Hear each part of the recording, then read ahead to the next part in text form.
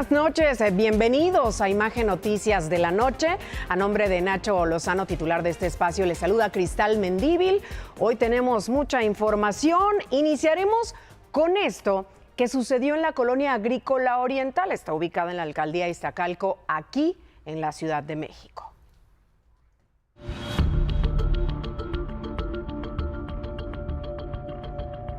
Sí, inmediatamente me empieza a salir muchísima sangre, pero mucha. Y como 2 veces intenté levantarme y no pude, entonces no sabía cómo estaba.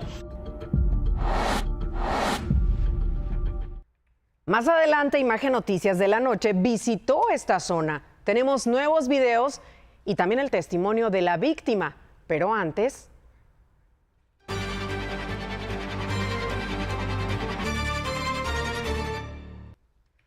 vamos con esta historia. Un mexicano en problemas legales con Rusia por haberse sumado como combatiente al ejército de Ucrania. No solo es él, hay toda una legión internacional en ese país.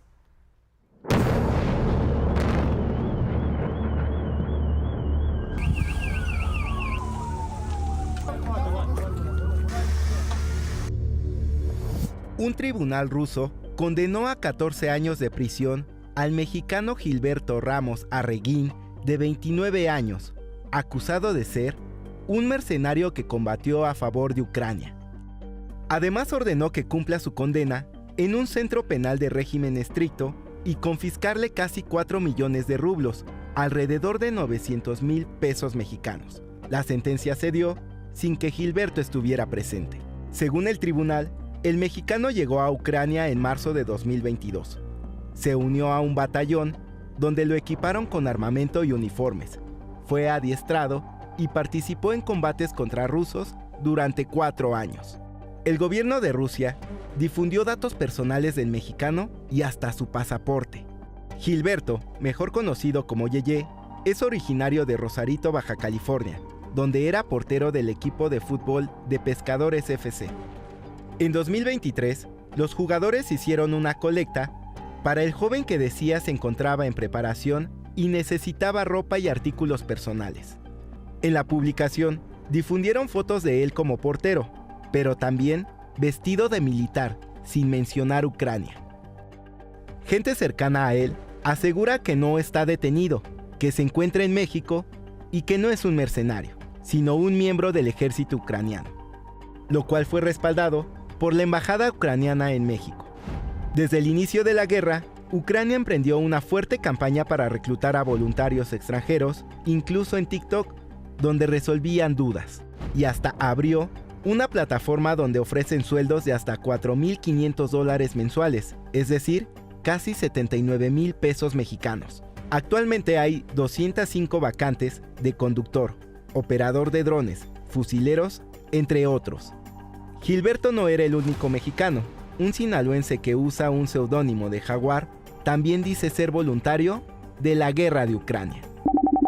Vamos a otros temas y ante las especulaciones, hoy por la mañana la presidenta Claudia Sheinbaum aclaró que el gobierno federal no está protegiendo y tampoco tiene escondido al gobernador con licencia de Sinaloa, Rubén Rocha Moya.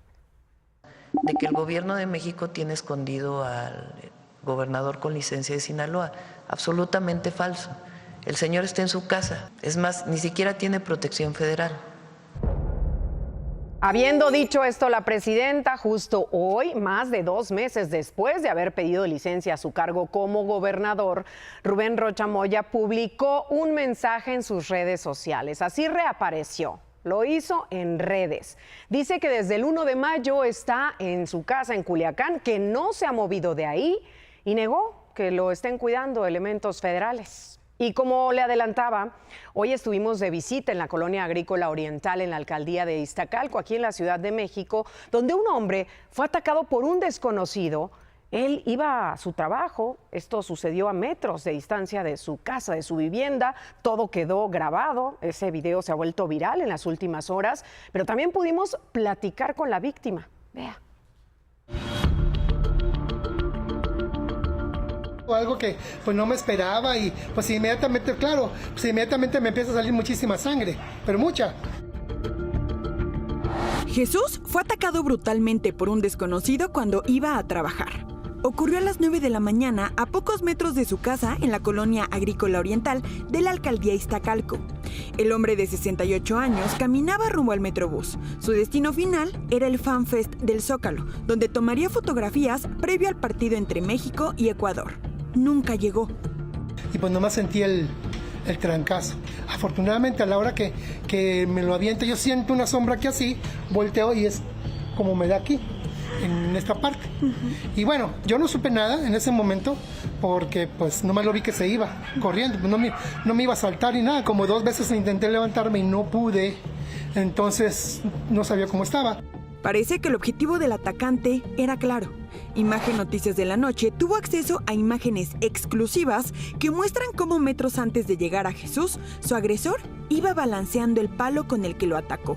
Lo mueve de arriba a abajo. Hace la finta como si estuviera ensayando la agresión. Jesús dice que no lo escuchó y menos notó su presencia. La mayor fue esta del pómulo, aquí donde estoy aquí. Fue profunda, me hicieron 4 suturas por dentro, 6 por fuera. Todo el derrame que se me hizo precisamente por el trancazo, pienso yo que es ya se quedó en el viaje de las drogas y simplemente a lo que iba. Pero también se estaba cuidando, porque estaba volteando todo el tiempo que no lo viera nadie. Tanto la víctima como sus vecinos aseguran haber visto a su agresor rondando por la zona. Desconocen su nombre o en dónde vive. Nadie realmente lo conoce. Es un tipo que ha sido reportado mucho por otros vecinos de que agrede mucho a las personas, que les grita, que les dice, que los amenaza. No es la primera vez que pasa esto, sino que seguido hay problemas por la misma soledad que existe dentro de los andadores. Jesús levantó una denuncia por lesiones, pero buscará que se reclasifique a intento de homicidio. Hasta este momento no hay detenidos. Sus vecinos ya se organizan para poner boletines con el rostro de su agresor y así dar con su paradero.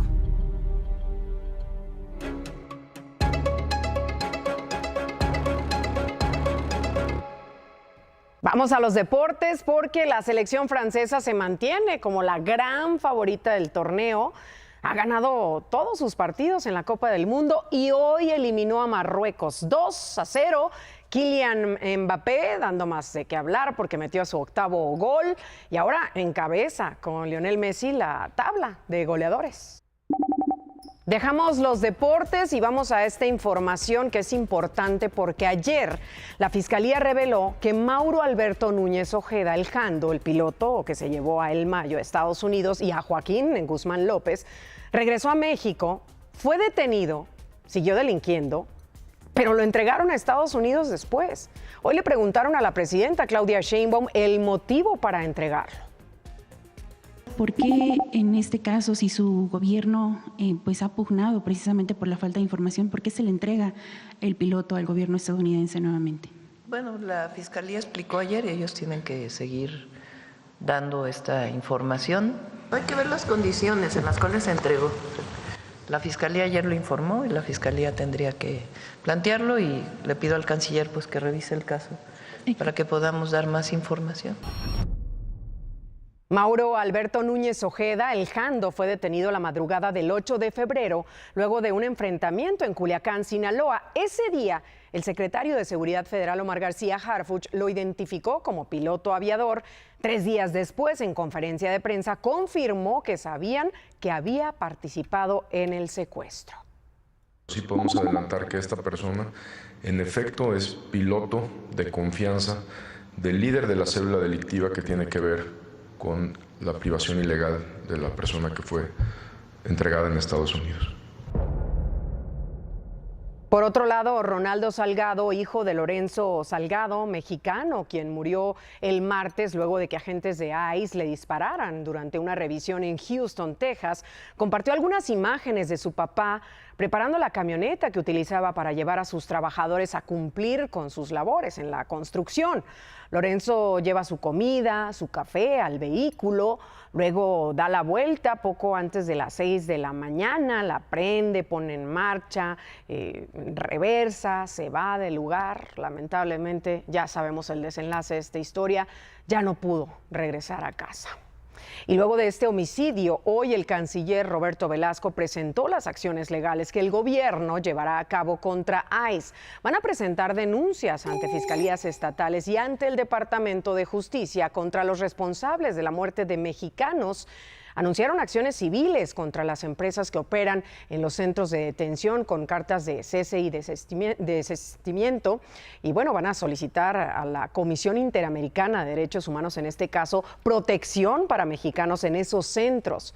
Además, exigirán al Alto Comisionado de Naciones Unidas para los Derechos Humanos garantizar la protección de mexicanos bajo custodia estadounidense. También el canciller informó que 17 mexicanos han muerto a manos de ICE, 14 bajo custodia de personal de migración y 3 durante operaciones de sus agentes. Jaime Alanís García, Silverio Villegas González y Lorenzo Salgado, todos ellos murieron durante operativos de ICE. Vamos a otros asuntos porque hoy el alcalde de Metepec, Fernando Flores, fue vinculado a proceso por el delito de abuso de autoridad luego de esta agresión.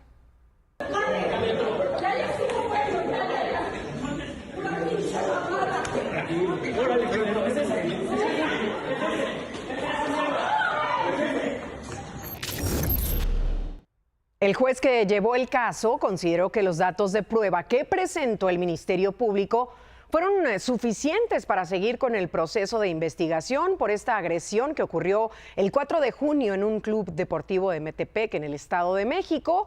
El edil panista no fue encarcelado, va a seguir incluso en funciones, continuará en el cargo. Sin embargo, como medida cautelar no podrá acercarse a las víctimas ni acudir al club. El juzgador estableció 2 meses para el cierre de la investigación complementaria. Y en este espacio le han contado la historia de la alcaldesa de Tenancingo, Nancy Nápoles Pacheco, quien ha sido señalada de haber simulado su secuestro para intentar obtener recursos públicos mediante el pago de un rescate. La Fiscalía del Estado de México concluyó que todo se trató de un montaje que habrían preparado la alcaldesa, su esposo, su cuñado, también con ayuda de 3 personas más.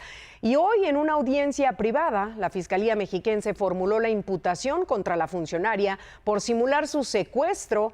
Mientras se llevaba a cabo la audiencia, comerciantes, pobladores y migrantes en Tenancingo, Estado de México, se manifestaron afuera de los juzgados para exigir su renuncia. Y vamos a Sinapecuaro, en Michoacán, donde en las primeras horas de este jueves se registró un enfrentamiento a balazos. Sucedió entre grupos antagónicos. Esto derivó en el bloqueo de 2 carreteras. En el enfrentamiento, un auto fue incendiado y otro resultó con daños. Además, un automovilista que se negó a entregar su unidad fue baleado. Hoy el Servicio Meteorológico Nacional anunció que existe un 63% de probabilidad de que el fenómeno de El Niño alcance una intensidad muy fuerte, esto entre los meses de noviembre, diciembre y enero. Platiquemos de las consecuencias. ¿Qué consecuencias puede tener? Pues que haya lluvias más intensas, particularmente en el norte del país, hacia finales del año y durante los primeros meses de 2027, mientras que para el centro y sur hay riesgos de sequía para los próximos meses. Recordemos que este fenómeno natural, El Niño, ocurre cada 2 a 7 años y se caracteriza por el calentamiento del Océano Pacífico.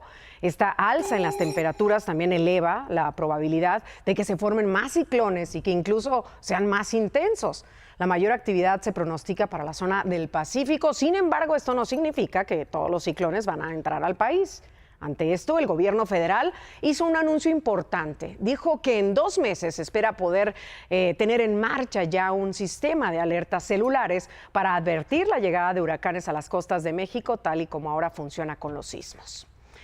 Y vamos con los festejos de la Copa del Mundo, que se concentraron solo en las zonas céntricas, ¿verdad? Pero hay jóvenes que están en las periferias y cuyo fútbol pareciera estar olvidado. En la zona más alta de Iztapalapa, a las faldas del volcán inactivo de Santa Teresa, se encuentra esta cancha de fútbol llanero. En este campo de tierra, cercado con 2 porterías de metal, juegan los Guerreros Águila, el equipo del Tecnológico de Iztapalapa. Pues yo en el fútbol he encontrado, pues más que nada, es, como dicen muchos, ¿no? Es mi lugar seguro. A lo largo de mi vida he tenido muchas experiencias, una de ellas fue perder a mi padre. Claro, es como un templo para mí, así como muchos van a la iglesia, van al psicólogo, este es mi psicólogo, esta es mi iglesia, la verdad. Mi mamá también es futbolista y pues a raíz de irlos a ver jugar a ellos, pues me empezó a gustar mucho este deporte. Gracias muchachos, un aplauso. El proyecto Más que un atleta es un programa de prevención de la violencia desde el deporte. Estos jóvenes de entre 18 y 23 años de esta parte oriente de la Ciudad de México tienen apoyo no solo en la cancha de juego. Los jugadores y sus padres reciben acompañamiento psicológico. Lo que nos encontramos frecuentemente es que en estas comunidades los jóvenes no cuentan con espacios para cuidar su salud mental, mucho menos para hablar sobre sus problemas. Y el tú tener un compañero dentro de un grupo que comparten la misma pasión te ayuda a ser escuchado, te ayuda a ser motivado y a comprender que uno no debe de ser egoísta. ¿Qué somos? ¡Guerreros! ¡1, 2, 3! ¡Guerreros Águila! Iztapalapa tiene cerca de 2 millones de habitantes. Según el INEGI, 7 de cada 10 se sienten inseguros. El entorno es un poco hostil por muchas situaciones que se viven en la sociedad. Entonces, pues adentro del campo, todo ese tipo de presiones, de cuestiones, no existen. A sus 21 años y con el 10 en la espalda, Jared Jiménez divide sus días entre estudiar administración, atender su negocio de verduras y ser futbolista. Su gol soñado lo tiene claro. Y pues bueno, mi portero despeja conmigo, la bajo en medio del campo. Como van bajando el balón, me doy la vuelta, me llevo al último central, sale el portero por mí, se la pico, 2-1 y ganamos. Sí, lo tengo ese clarísimo, ¿eh? Jared ha sido vecino de esta cancha de fútbol toda su vida. Yo creo que aquí falta demasiado, que pongan una buena escuela de fútbol, que tengan proyección, que los chavos puedan aspirar a algo.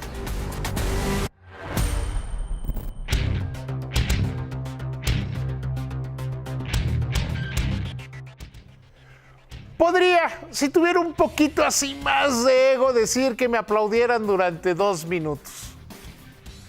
Durante meses, muchos meses le estuve diciendo que la política monetaria funcionaba. Durante muchos meses también le estuve diciendo que las medidas del gobierno federal, cómo subsidiar la gasolina, cómo lograr pactos con diferentes sectores, estaban funcionando. Hoy no queda ninguna duda de que estas políticas han funcionado. El INEGI dio a conocer que la inflación había crecido a una tasa anual del 3.37%, niveles que no se veían en México desde la pandemia, desde antes de la pandemia. Acordémonos, la inflación llegó a estar cerca del 8%. Hoy los precios crecen dentro de la meta de Banco de México y eso beneficia, sin dudas, sin discusiones, a todos, absolutamente a todos. Échame la cámara, échame la cámara. Hace unos días le decía que uno de los daños que se le estaban haciendo a la inversión, al crecimiento, eran declaraciones fuera de lugar, equivocadas, como la de Lenia Batres cuando dijo que había que cobrar impuestos a las herencias. Hoy la presidenta la bateó como a 450 pies. Cris, regreso contigo.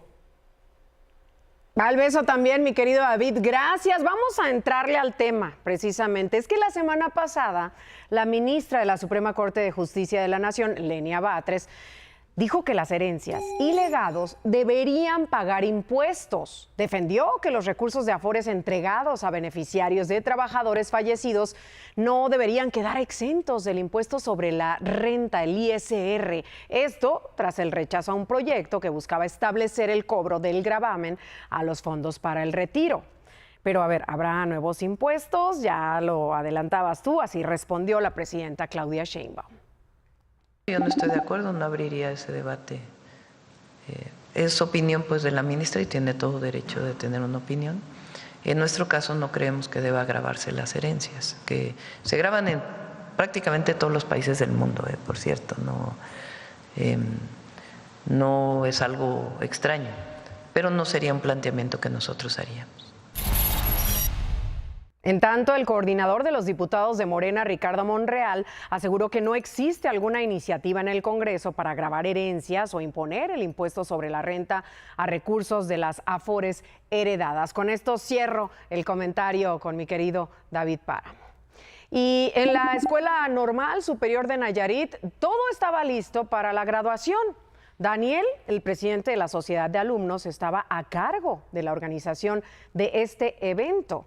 Mire, los estudiantes de la licenciatura en Aprendizaje y Enseñanza pudieron reunir 227,000 pesos para su fiesta. ¿Pero qué fue lo que pasó? Ellos aseguran que Daniel entregó recibos falsos. Realmente nunca pagó el evento. En un mensaje escrito por los alumnos, argumentaron que durante meses confiaron en la persona encargada de administrar el dinero. Muchos de los pagos nunca fueron realizados, entre ellos el salón de eventos, por ejemplo, pese a que aseguró que todo estaba cubierto. Y bueno, pues ahora su graduación está en riesgo. Vamos a una breve pausa comercial y regresamos con más aquí a Imagen Noticias de la Noche. La presidenta Claudia Sheinbaum hizo un llamado: alto a las armas, alto al fuego, durante el evento de canje y destrucción de armamento, sí al desarme, sí a la paz, donde se han recolectado 11,000 armas, de las cuales 75% provienen de Estados Unidos. El presidente turco, Recep Tayyip Erdogan, regaló un revólver personalizado con 6 balas a cada uno de los líderes de la OTAN y la Unión Europea que asistieron a la cumbre realizada en Ankara. Las armas portaban un grabado con los escudos de Turquía y de la Alianza Atlántica. El Pato Merlín tiene su boleto de lotería. La mascota con playera verde, que se volvió un ícono de la Copa del Mundo, aparece en el billete conmemorativo del sorteo del viernes 24 de julio. El premio mayor es de 17 millones de pesos en 2 series. Hoy la Cruz Roja Mexicana rindió homenaje a los 15 rescatistas y 4 binomios caninos que participaron en la misión humanitaria que viajó a Venezuela para ayudar en las labores de rescate tras los sismos que golpearon al país. Los perros reconocidos fueron Halley, Balam, Orly, Kenai. Fueron clave para rescatar 37 cuerpos. Se merecen, por supuesto, todo nuestro respeto y reconocimiento, claro. Gracias por elegirnos. Muy buenas noches.